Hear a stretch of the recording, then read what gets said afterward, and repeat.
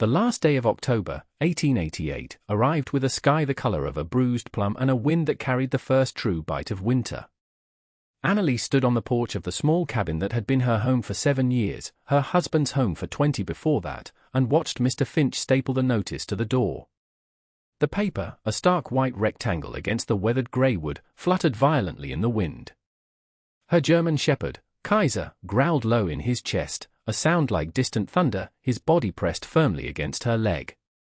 Mr. Finch, a man whose spine seemed to have been forged from the same cold iron as his bank's vault doors, did not flinch. He hammered a final nail into the notice with a sharp, definitive crack, the sound echoing the breaking of the final thread that tied her to this place. He turned, his face pinched against the cold, his eyes avoiding hers. "The property is now under the bank's purview," he stated, his voice as thin and sharp as a shard of ice. "You have until sundown to vacate the premises." He didn't wait for a reply, simply adjusted his hat and walked away, his boots crunching on the frost-hardened dirt road that led back to the town of Redemption. The town that watched, its windows like vacant eyes, as she was unmade. She had pleaded, of course. She had gone to him yesterday, the day before, every day for a week, explaining that the harvest had failed, that her husband's passing had left debts she was still trying to untangle. He had listened with a stillness that was not patience but a profound absence of care. Now, the final word had been delivered not by a man, but by a piece of paper and a nail. She reached out a trembling hand and touched the notice. Eviction. The word was colder than the wind. Sundown. She looked west, where the sun was already a pale, watery disk sinking behind the jagged peaks of the mountains. It offered no warmth, only a reminder of the time she did not have.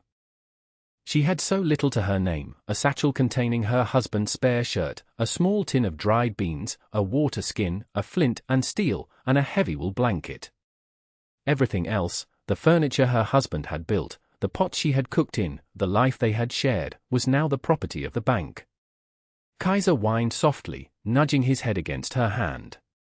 She looked down at him, his intelligent brown eyes filled with a worry that mirrored her own. He was all she had left. "I know, boy," she whispered, her voice catching.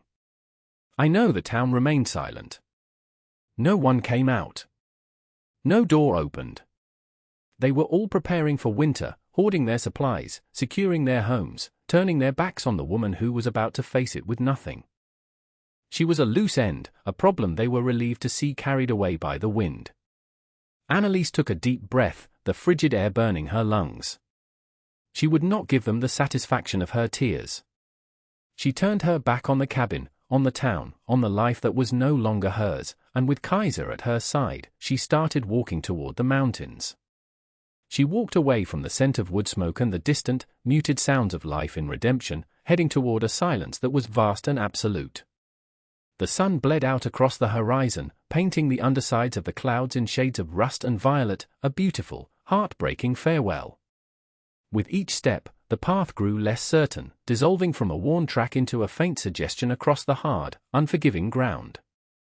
Kaiser stayed close, a constant, warm presence at her side, his body a silent promise of loyalty in a world that had offered none. Annalise pulled the woolen blanket tighter around her shoulders, its familiar weight a small comfort against the growing chill. She did not look back. To look back would be to see the single flickering light of a lantern in what was once her window, a confirmation that her life had been so easily occupied, so quickly erased. The mountains loomed ahead, their peaks already white with an early, ominous dusting of snow. They were not a destination but a direction, the only one available to a person with nowhere else to go. The land rose steadily, the sparse, hardy pines giving way to granite and scree. The air thinned, and each breath felt sharper, colder. She thought of her husband, of the way he had spoken of these mountains. He had called them honest. They made no promises of comfort or ease, he'd said, but they never lied about their nature. They were hard and they were dangerous, and if you respected that, you might just find a way to survive among them. That thought, a faint echo of his steady voice, was the only guidance she had. As darkness settled, thick and starless, she found a shallow overhang of rock that offered meager protection from the wind. She sat with her back against the cold stone, sharing her last piece of hard bread with Kaiser. The dog ate his portion gratefully and then curled up beside her, his body a living furnace against the creeping cold. She laid her head on his flank, listening to the steady rhythm of his breathing, a sound that kept the overwhelming despair at bay. The wind howled through the high passes, a lonely, mournful sound. It was the voice of the wilderness, and for the first time, she felt a strange kinship with it. It was stripped bare, just like her. It was powerful, and it was alone. Sleep did not come easily. She lay awake for hours, staring into the oppressive dark, the eviction notice burned into her mind's eye. They had taken her home, her past. Now the wilderness and the coming winter threatened to take her future. A quiet, fierce resolve began to harden inside her, as cold and solid as the rock at her back. They would not. The sky remained a sheet of slate gray for 2 days. Anneliese and Kaiser moved slowly, conserving energy, following the path of least resistance through the foothills. She foraged for late-season berries, her fingers growing numb as she picked the tiny, hardened fruits from thorny bushes. They were bitter, but they were sustenance. The world had shrunk to the next step, the next handful of berries, the next sip of cold water from a stream. On the third morning, she awoke to a profound stillness. The wind had died, and the air was heavy, thick with an unspoken threat. Then, the first snowflake drifted down, a perfect, intricate star that melted the instant it touched her hand. Another followed, then a dozen, then 1,000, until the air was a swirling vortex of white. The temperature plummeted. The gentle snowfall of the morning quickly escalated into a blinding blizzard, the wind returning with a vengeance, driving the snow horizontally. Visibility dropped to mere feet. The landscape she had begun to learn was erased, replaced by a churning, featureless void. Panic, cold and sharp, pierced through her resolve. They couldn't stay out in this. The wind would strip the heat from their bodies in minutes. "We need shelter, Kaiser," she said, her voice nearly snatched away by the gale. "We need to find shelter now." The dog, his fur already caked with snow, whined and pushed against her, urging her forward. He seemed to have a sense of direction that she had lost, his nose twitching, testing the air. Trusting his instinct over her own failing senses, she put her hand on his back and let him lead. He pulled her onward, his powerful body breaking a path through the rapidly deepening snow. They stumbled through a copse of snow-laden pines, the heavy branches groaning under the weight. The world was a maelstrom of white noise and biting cold. Anneliese could feel the strength leaving her limbs, the cold seeping deep into her bones. Just as despair began to take a firm hold, Kaiser stopped abruptly. He barked, a sharp, insistent sound that cut through the howl of the storm. He was standing before a wall of rock, a sheer cliff face nearly invisible in the blizzard. He barked again, pouring at a dark opening near the base, a fissure no wider than a man's shoulders, partially obscured by a thicket of frozen, skeletal bushes. Hope, a feeling she thought she had lost, surged through her. She pushed aside the brittle branches, their icy twigs snapping in her hands. The opening was real. A dark, narrow passage led into the mountain itself. A faint, almost imperceptible current of air, warmer than the gale outside, breathed from the darkness. It smelled of damp earth and stone and something else, something clean and strangely vital. With the last of her strength, she crawled into the opening, Kaiser squeezing in right behind her. The roar of the blizzard was instantly muffled, replaced by a profound, echoing silence. The darkness was absolute, but the air was still and, impossibly, it was warm. She lay in the entrance for a long time, shivering, her body slowly absorbing the cave's strange, gentle heat. The immediate, life-threatening danger had passed, and the relief was so profound it left her weak.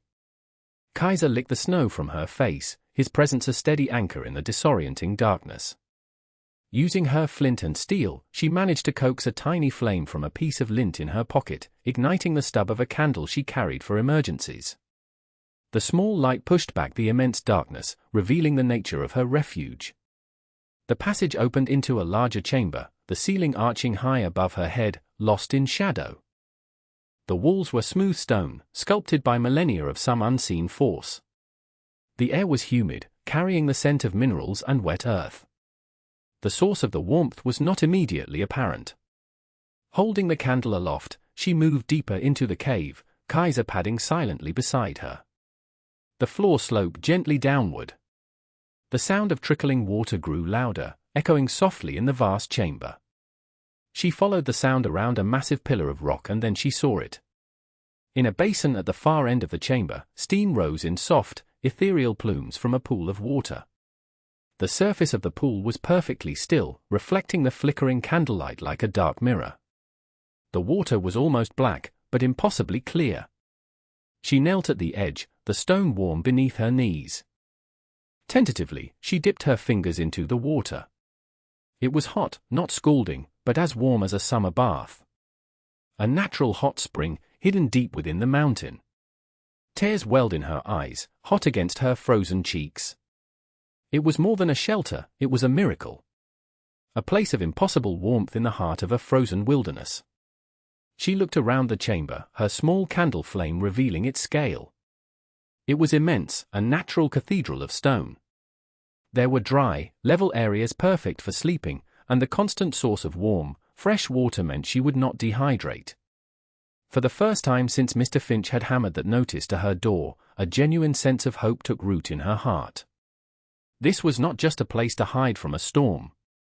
This was a place to survive the winter. She spent the rest of the day exploring her newfound sanctuary. She found a smaller, secondary chamber, drier than the main one, which she designated as her sleeping area. She laid out her woolen blanket on a flat ledge of rock, the stone itself pleasantly warm from the spring's geothermal heat. She drank deeply from the pool, the clean, mineral-rich water easing the ache in her throat. As darkness fell outside, the blizzard continued its assault on the mountain, but inside the cave, there was only the gentle sound of dripping water and the profound, comforting silence. Annalie sat by the edge of the steaming pool, Kaiser resting his head in her lap, and watched the candlelight dance on the stone walls. They had been cast out, left for dead. But the mountain, in its harsh, honest way, had offered them a home. The days bled into weeks, and the world outside the cave entrance became a monotonous landscape of white and grey. The blizzard that had driven her to shelter was merely the opening act of a winter harsher than any the region had seen in decades. Snow piled in deep drifts against the mountainside, sealing the cave entrance until only a small sliver of light filtered through at the top. For Annalise, however, time was measured not by the rising and setting of a sun she could no longer see, but by the steady, rhythmic pulse of life within the mountain. Her existence became a simple, focused routine. Each day, she would check the snares she had managed to set near the entrance before the snow became too deep, occasionally finding a rabbit or a ptarmigan, its white feathers a stark contrast to the dark rock. The meat was a precious gift, which she cooked carefully over a small, smokeless fire built in a section of the cave where a natural fissure in the ceiling acted as a flue. The hot spring was the center of her universe. It was her source of water, her bath, her laundry. The steam kept the air in the main chamber humid and warm, a stark contrast to the brutally dry, cold air of the high-altitude winter. The constant warmth seeped into her bones, chasing away the chill that had settled there during her desperate journey. She learned the cave's secrets, the way sound echoed from the far wall, the places where the stone was driest, the subtle shifts in the steam's density that seemed to correspond with the temperature outside. Kaiser, too, adapted. He spent his days patrolling the perimeter of the main chamber or sleeping soundly on the warm stone floor, his body content and relaxed in a way it hadn't been since before his master's death. He was her shadow, her companion, her silent confidant. In the long hours of twilight, lit only by the soft glow of her small fire, she would talk to him, her voice soft in the vast, quiet space. She told him stories of her childhood, of meeting her husband, of the dreams they had once shared. Speaking the words aloud kept the memories alive, kept the crushing loneliness from consuming her entirely. The isolation was profound, yet it was not empty. It was a stillness filled with the life of the mountain itself. She felt a connection to the ancient stone, to the deep, geothermal heartbeat that warmed the water. She was no longer a castaway fighting against the wilderness, she was a part of it, living within its protection, abiding by its rules. She had been stripped of everything, her home, her community, her name, but here, in the warm, dark heart of the mountain, she was finding a new, more fundamental version of herself. One who was resilient, resourceful, and, against all odds, alive. The world of men, with its laws and deeds and cold calculations, seemed very far away. The town of Redemption was dying. The winter that had been a challenge for Annalise to survive in the wilderness was a catastrophe for the community. The blizzard of the century, as they were already calling it, had buried the town in a dozen feet of snow, cutting it off from the outside world. Supply lines were severed. The railroad was blocked. What little food and firewood the townsfolk had stored was dwindling at an alarming rate. The cold was a relentless predator. It seeped through the walls of their cabins, defied their meager fires, and settled deep in their bones. Sickness followed, a hacking cough that spread from house to house, weakening the old and the very young. Hope grew as thin as the watery soup they were forced to ration. Ben, a trapper who knew the mountains better than any man in Redemption, was growing desperate. His wife was sick, and his own stores were nearly gone. Believing a high ridge might offer a vantage point to see if any relief was coming, he had set out against the advice of his neighbors, only to be caught in a sudden whiteout. Lost and freezing, his hands and feet numb, he stumbled through the disorienting snow, convinced he was walking to his death. Then he saw it. A faint plume of vapor rising from the snow-covered rocks ahead. It made no sense. Steam, in this frozen hell? He thought his mind was playing tricks on him, a final, cruel hallucination. But driven by a sliver of curiosity, he pushed forward, his snowshoe sinking deep with every agonizing step. He found the source, a narrow crack in a rock face, from which a steady, impossible warmth emanated. He clawed at the snow and ice, his numb fingers clumsy, and pulled himself through the opening. He tumbled into the relative darkness of the cave, his eyes struggling to adjust. He was met with a low growl. A large German shepherd stood before him, hackles raised, a formidable silhouette against a distant, flickering firelight. Then, a woman's voice, calm and steady, cut through the silence. "It's all right, Kaiser." His no-threat Annalise stepped into the light, and Ben's jaw went slack. It was the widow. The woman they had all watched walk away into the wilderness on the eve of this terrible winter. He had assumed she had perished within days. But here she was, alive. More than alive. Her cheeks had color, her eyes were clear, and she was not wrapped in a dozen layers but a simple dress, as if it were a mild autumn day. She helped him to the fire, gave him a cup of hot, clear water from the steaming pool he now saw in the chamber's center. He drank it greedily, the warmth spreading through his chest, a feeling so blissful it was painful. He looked from her face to the impossible hot spring, then around at the vast, warm cavern. "How?" he croaked, his voice raw. "We all thought you were dead." Annalise simply looked at him, her expression unreadable. "The mountain provides," she said softly. "For those it does not kill." Ben stayed for a day, long enough for the warmth to seep back into his limbs and for the whiteout to subside. Annalise fed him a small portion of roasted rabbit and a broth made from dried herbs she had gathered. She spoke little, asking only about the severity of the storm, but her quiet competence spoke volumes. She was not merely surviving, she was presiding over a hidden kingdom of warmth and stone. When he was strong enough to travel, she gave him a small bundle of dried meat and pointed him in the direction of the town, her instructions on navigating the landmarks clear and precise. Ben returned to Redemption like a man back from the dead, his story a spark of disbelief in the cold, desperate town. He told them everything, the hidden cave, the impossible spring, and the widow, Annalise, living in a pocket of warmth while they all slowly froze. The initial reaction was skepticism. Mayor Thompson, a practical man worn down by the town's suffering, listened with a frown. Mr. Finch, who had been consolidating his control over the town's dwindling resources, scoffed openly. "Nonsense," he declared at the impromptu gathering in the general store, his breath pluming in the frigid air. The man was freezing, seeing things. A hot spring in the North Range? Preposterous. The woman is long dead. It's a tragedy, but we have our own to worry about. But Ben was insistent, and his description was too detailed to be a simple hallucination. As another week passed and 2 more elders succumbed to the biting cold, desperation began to outweigh disbelief. What if he's right? A woman asked, her voice thin with fear. "What if there is a place like that?" Mayor Thompson, seeing the fear in his people's eyes, knew he had to act. He organized a small party, consisting of himself, Ben to guide them, and Mr. Finch, who insisted on coming along, ostensibly to debunk the fantasy but more likely to lay claim to any resource it might represent. The journey was arduous, a grim trek through a landscape of blinding white. They found the cave exactly where Ben said it would be. As they crawled through the narrow entrance, the sudden, humid warmth was a physical shock. They emerged into the vast main chamber and saw her.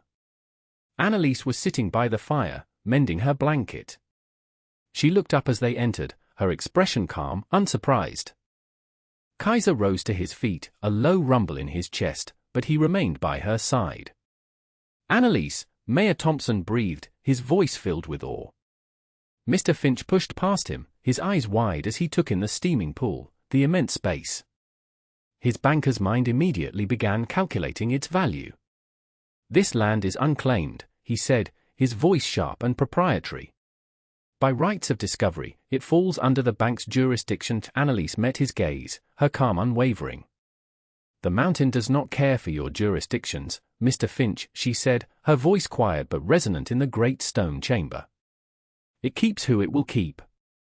The confrontation hung in the warm, damp air, a clash of two worlds.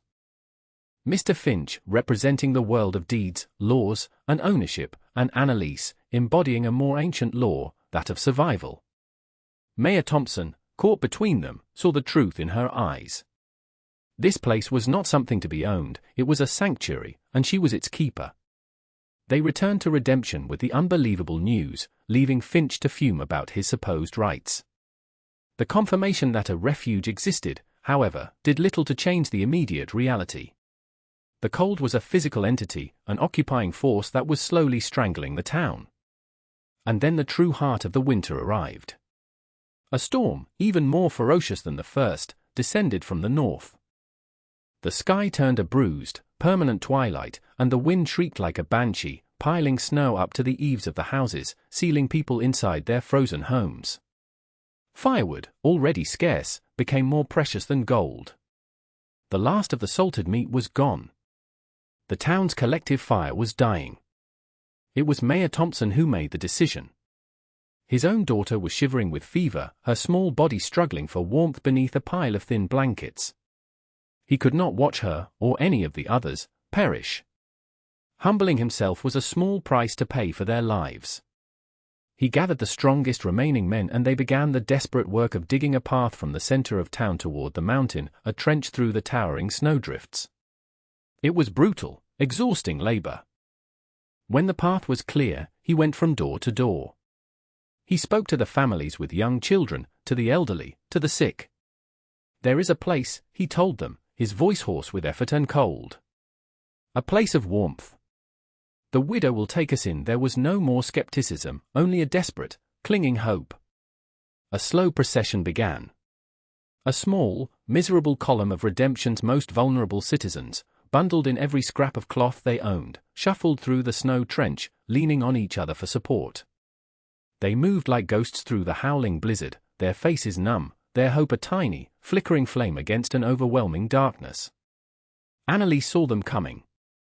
From the mouth of her cave, she watched the line of dark figures struggling toward her. Kaiser stood beside her, whining softly, sensing the wave of human misery approaching. Her first instinct was to retreat, to guard the sanctuary that had saved her. They had cast her out.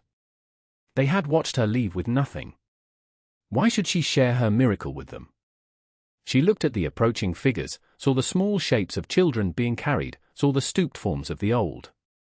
She saw not the town that had wronged her, but the people who were about to die. Her husband's words echoed in her memory, spoken on a long-ago winter's night. "A man's worth isn't what he keeps, but what he gives away when he has nothing left." She stepped aside from the entrance. She held it open. As the first family stumbled into the warmth of the cave, their faces a mixture of shock, relief, and shame, she said nothing. She simply gestured them inward, toward the life-giving heat of the spring. For 10 days, the cave became a village. Annalise's quiet, solitary refuge was filled with the sounds of human life, the coughing of the sick, the quiet murmurs of parents comforting their children, the soft conversations of people huddled together against a shared fate. The main chamber was crowded, the firelight reflecting in dozens of tired, grateful eyes. Annalise moved among them with a quiet grace, a figure of authority not born of title or wealth, but of profound competence. She showed them where to find the purest water, how to ration the last of her dried herbs for a medicinal tea, how to arrange their sleeping areas on the warm stone to share body heat. She was no longer Annalise the outcast, the poor widow. She was the provider, the protector. The townspeople, humbled and dependent, watched her with a new respect. They saw the strength they had never bothered to notice before. They saw the resilience that had allowed her to survive where they, with all their resources, had been failing. Mr. Finch was among them, his arrogance stripped away by the common denominator of the cold. He was just another shivering man, grateful for a space on the warm floor, his claims of ownership forgotten and absurd in the face of their collective need for survival. He avoided her gaze, a small, bitter man in a place made for larger spirits. The climax of the winter was not a single, dramatic event, but this slow, shared endurance. It was the quiet act of a child sharing a piece of a stale biscuit with an elder. It was the men taking turns venturing into the blizzard to gather what little firewood could be found. It was Annalise, moving silently through the huddled masses in the dead of night, adjusting a blanket over a sleeping child. It was a community being reforged in the heart of a mountain, stripped of its old hierarchies and prejudices. Kaiser, initially wary of the intruders, seemed to understand his role. He became a gentle guardian, moving among the children, allowing them to bury their cold hands in his thick fur, his presence a comforting, steady beat in the fragile ecosystem of the cave. The great storm finally broke on the 11th day. The wind ceased its howling, and a pale, watery sunlight filtered through the snow-choked entrance of the cave, the first they had seen in what felt like a lifetime. A scout sent back to the town returned with the news: the storm had passed. The worst was over. A collective sigh of relief, heavy with exhaustion and gratitude, filled the cavern. Slowly, in small groups, the people of Redemption began the journey back to their homes, leaving the warmth of the cave for the cold reality of their town. Mayor Thompson was the last to leave. He stood before Annalise, his hat in his hands. "We owe you our lives," he said, his voice thick with emotion. "There are no words," Annalise simply nodded. "Go look after your people, Mayor." The thaw came slowly, then all at once. The great mountains of snow that had buried Redemption melted under a strengthening spring sun, the water running in torrents down the muddy streets, washing away the last remnants of the brutal winter. The town began the slow process of rebuilding. The railroad was cleared, and fresh supplies finally arrived, bringing with them news that the entire territory had been ravaged by the same unprecedented winter. Redemption had been lucky. Other, more isolated settlements had been wiped out completely. No one forgot why their town had been spared. Annalise did not immediately return. She remained in her mountain sanctuary, preferring the clean silence of the cave to the still raw social landscape of the town. But the town came to her. Ben, the trapper, was the first, arriving with a freshly dressed deer slung over his shoulders. "A gift," he said simply, laying it at her feet. The first of the season, others followed. The baker's wife brought a loaf of freshly baked bread, its scent filling the cavern. The blacksmith offered to forge her a proper cooking grate. They didn't ask her to come back, they brought the community to her, piece by piece, an unspoken apology and an offering of a new place within it. Mr. Finch was a broken man. His authority, built on the illusion of financial power, had evaporated in the face of true crisis. He had been just another mouth to feed, another body to keep warm. He sold his interest in the bank and left town on the first available train, unable to face the people who had seen him stripped of his pride. He was a ghost of a winter they were all trying to forget. One day, Mayor Thompson came to her again, not as a desperate leader, but as a friend. He carried a rolled-up piece of paper. "This is for you," he said, handing it to her. It was a deed. The town council had unanimously voted to grant her the title to the 40 acres of land that included the mountain face and the cave. "It was always yours, by a higher law," the mayor explained. This just makes it official by now. As Annalise looked at the paper, at the carefully written script that gave her ownership of the place that had saved her. It was a profound irony. The very instrument of law that had been used to cast her out was now being used to anchor her, to give her a permanent, unassailable home. She finally left the cave in late spring, when the wildflowers were blooming on the slopes. She did not return to her old cabin, which stood empty and derelict. Instead, with the help of the townspeople, she built a new, small cabin near the base of the mountain, within sight of the cave entrance. She lived a quiet life, but she was never again truly alone. Kaiser grew old by her side, a loyal companion to the end. She was no longer an outcast, but a respected elder, a quiet pillar of the community she had inadvertently saved. Her victory was not loud or triumphant, it was as quiet and enduring as the stone of her cave, a testament to the simple, powerful truth that survival is not just about enduring the cold, but about sharing the warmth. Did she ever wonder about the path her life had taken? Did she look up at the mountain from the porch of her new cabin and marvel at the strange, hard journey that had led her from absolute loss to a place of such profound belonging? The cave, once her desperate, secret refuge, became a landmark. It was known to all as Annalise's Hearth, a place of local legend. The children of the children she had saved grew up with the story of the Great Winter, a cautionary tale about pride and a lesson in compassion. They would point to the dark opening on the mountainside and speak of the widow and her dog, and the impossible warmth that had saved their town. The story became part of the bedrock of redemption, a founding myth that shaped its character for generations. It taught them that a community's strength is not measured by its bank vaults or property lines, but by its willingness to humble itself, to care for its most vulnerable, to recognize the value in those it has cast aside. The hot spring continued to bubble up from the heart of the earth, its steam pluming into the cold winter air year after year, a constant, visible reminder of the hidden warmth that can be found in the most desolate of places. Annalise's legacy was not written on a deed or carved into a monument. It was written in the continued existence of the town itself. It lived in the shared memory of a community that had been brought to the brink of annihilation and had been pulled back by the quiet, resilient grace of a single woman they had wronged. Her life became a testament to a different kind of wealth, one that had nothing to do with currency and everything to do with the enduring power of the human heart to offer shelter from the storm. What, after all, is a home? Is it a structure of wood and nails, subject to the whims of men and the laws of property? Or is it something more elemental? Is it a place of warmth, a place of safety, a place one can offer to another in their darkest hour? Perhaps a true home is not a place you own, but a space you create, a sanctuary built not of stone, but of strength, resilience, and the quiet, revolutionary act of compassion.